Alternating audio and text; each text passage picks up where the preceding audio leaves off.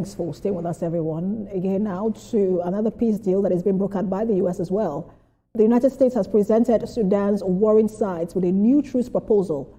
But the U.S. envoy Massad Boulos says neither the army nor the RSF has formally accepted it. He says the army returned with preconditions he calls impossible to achieve. Now, despite earlier criticism, Sudan's Security and Defense Council has now asked authorities to respond to the U.S. proposal, signaling a shift in tone. Meanwhile, the paramilitary rapid support forces have announced a unilateral ceasefire declared under growing international pressure following recent attacks on civilians. The United Nations called the move a step in the right direction, but stressed that protecting civilians and allowing large-scale humanitarian access will be the true test. The Sudanese army has dismissed the RSF's announcement as a political maneuver, accusing the group of atrocities, claims the RSF denies. Mr. Boulos says he hopes the ceasefire holds and insists all external financial and military support to both sides must stop. Right, doctoral researcher Joel Kemia joins me now for more on the situation in Sudan. Good to have you join us, Dr. Joel. Thank you so much for having me. So we understand now that the U.S. has now presented the warring generals in Sudan with a comprehensive ceasefire plan, but it was accepted by neither side. And they are coming with their own preconditions. I want to get your thought on that and then the proposal itself. I think the peace talks is coming at the right time, considering that this conflict has lingered much more than what we all expected. And for the fact that U.S. in their previous attempt to broker peace, with collaboration with Egypt, Saudi Arabia, and the UAE, have broken down. So we hope this time around, this peace talks will yield positive results, so we can de-escalate the humanitarian situation in Sudan. But the fact that both warring factions are not accepting this peace deal that's now on the table speaks volume of the fact that it appears there are some underlying factors which we are not seeing. It's possible that there are people who are, behind the scene, who are benefiting immensely from this war, from this crisis. And at some point, while I was doing sometime when this whole thing started, I think there is some elements about the Muslim Brotherhood thing, about which one of the factions said cannot be excluded from the whole of the talks and all of that. I think this more or less made the crisis linger. But the fact that there's been a little ceasefire from both shows that we might just see peace in the open. And I just sincerely hope that both factions accept what we have on the table so as to de-escalate, like I said, the humanitarian crisis in Sudan. Interesting you mentioned UAE while you were speaking. I'm wondering if the UAE should have been involved in the peace efforts. If one of the party, which is the military, is accusing it of complicity, which of course the UAE denies, by the way, but if they have been accused of that weighty allegation, should they have been involved in the peace process in the first place? If the group have said that UAE have taken part or they are complicit in the crisis, then they must have had their concrete evidence, and UAE, for me, I don't think they should even be part of the whole thing from the first place. And I hope the US, since they are the ones at the forefront of broken peace between the warring factions, I think the US should ensure or should try to investigate the allegations made by one of the factions that UAE is sponsoring or is complicit or is contributing immensely to fund the embers of the war, contributing in the war. I think the US, before any other thing, should look at, is the UAE actually complicit in this whole thing? And if one of the factions have said that, look, because they think the UAE is biased or is complicit in the conflict, I think they should just take that off the table, because we should not continue war to find the ego of certain class of of certain elements or people in the war while the masses suffer. So I think the US should take its time to investigate properly the UAE's involvement, and if it's possible, to ensure that there's total, removal of any elements that have to do with the UAE as far as this peace deal is concerned. Because the progress of this peace deal will ensure the nearest future, the development of Sudan. Because the suffering is just too much. You see a lot of women and children who's bear the brunt of this needless war because of the ego of some generals are just involved. I think if the UAE have been accused or alleged to have taken part, I think there should be proper investigation and then to ensure that elements that has to do with UAE is removed completely. And the idea that the African Union was not even considered when the negotiating team or the negotiating countries were being put together. Egypt is there quite all right, but there should have been a representation from the African Union, and that wasn't even considered. I want to also get your reaction to that. Over time, the African Union has been described as a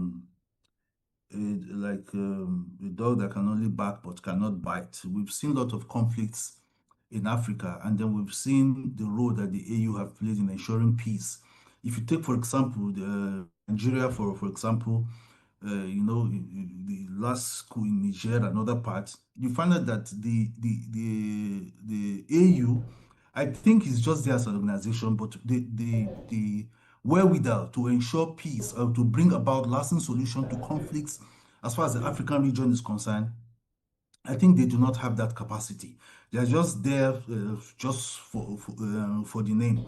We've seen in different times where people from countries or actors from outside the African continent will be the one to start looking for lasting peace, within the African region. And you ask yourself, what is the African Union doing? Because if you look at conflicts in other parts of the world, let's say for within the EU region, for example, the EU have all it takes to ensure that issues are resolved, within its region. But if you look at the African Union, if you want to give a pass mark considering what African Union have done over the years, for me, I think they are just there as an organization, but the capacity to ensure that peace or other issues are resolved is absolutely not there. But in this case, since it's involved, I think they should the African Union can volunteer one or two persons from within its ranks to be part of the peace process.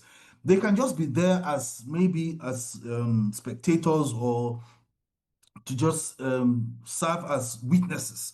But in my own opinion, the African Union doesn't have what it takes to broker peace and to ensure lasting peace, especially within the African continent. Right. So if you remember, one of the former commanders of Janjaweed, which had been carried out atrocities in Sudan in the 2000s, was just recently also convicted of war crimes and is still facing trial for more. And that has led to calls that should be extended even to the current day RSF, which have faced allegations of war crimes as well in Sudan. And I'm asking if this peace plan should be a complete, let's start all over again, or there should be room for the RSF to face what's it called now, trial in The Hague if it is found guilty. Sometimes when you are brokering peace, when there is war, there are certain compromises that will be made, and they call it part of the alternative dispute resolutions and some other things. So part of the compromise in this case, I think, because if you want to bring up the issue that some RSF members will have to face trial, I think that might delay the peace process.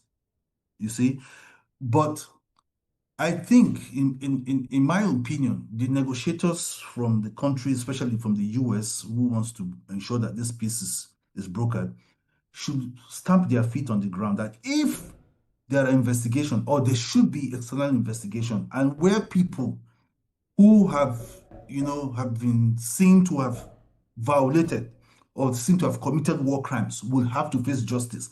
I think that should be part of the thing. But from experience, we've seen that sometimes when you bring up this sort of things in the negotiation table, sometimes it delays the entire peace process. But I think whoever has been found guilty or that's complicit in war crimes, killing of women, children, and the rest of them, if such persons exist in any of the camps, I think such persons should be made to face the International Criminal Court of Justice. So just like you have in the other camp. So those who are saying that, okay, some members of the RSF have committed war crimes, they should present their evidence. I think this will help in the healing process, because if some people who are victims of the RSF crimes, so to say, see that the peace have been broken and they have not gotten justice,